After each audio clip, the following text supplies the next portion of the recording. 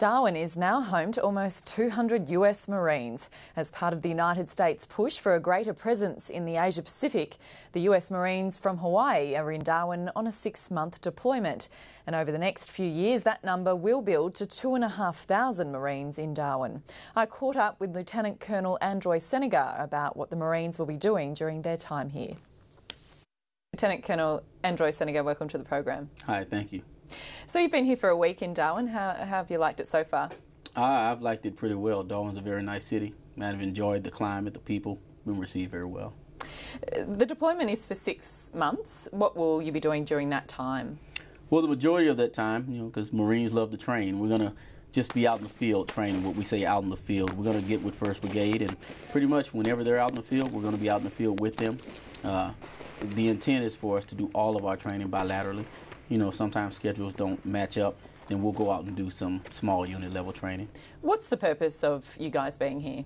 Well, we're trying to basically, I guess trying wouldn't be the word, we're reinvigorating our relationship with the Australian Defence Forces. We have a rather long history, and over the last 10 to 15 years, we've gotten a little bit away from some of the bilateral partnership training we've been doing.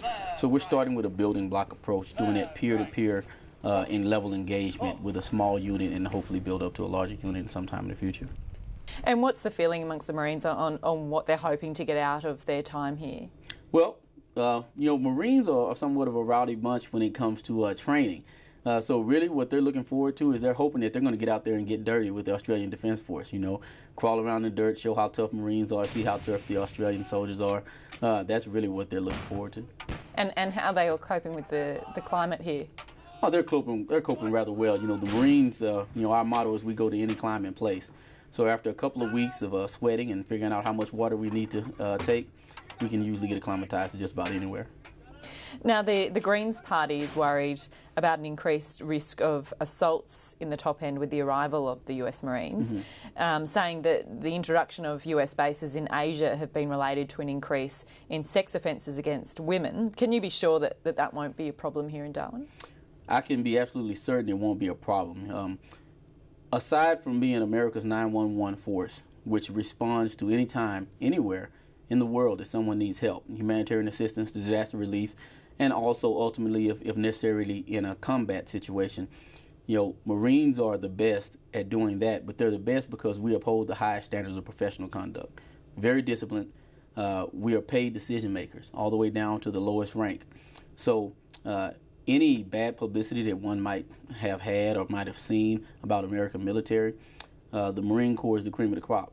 And so aside from a deviant that no one in the world could do anything about, you're going to have Marines very integral to your community and upholding your laws and regulations as high as they possibly can.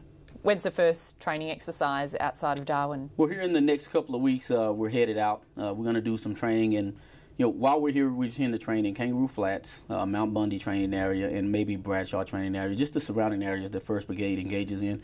And we'll start with a crawl, walk, run approach, and we'll go out and do some small unit level training, patrolling and things of that level, honing our weapons employment skills.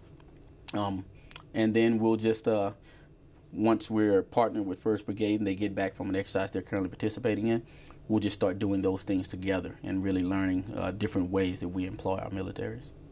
Lieutenant Colonel Androy Senegar, thanks for talking with us. Oh, you're welcome.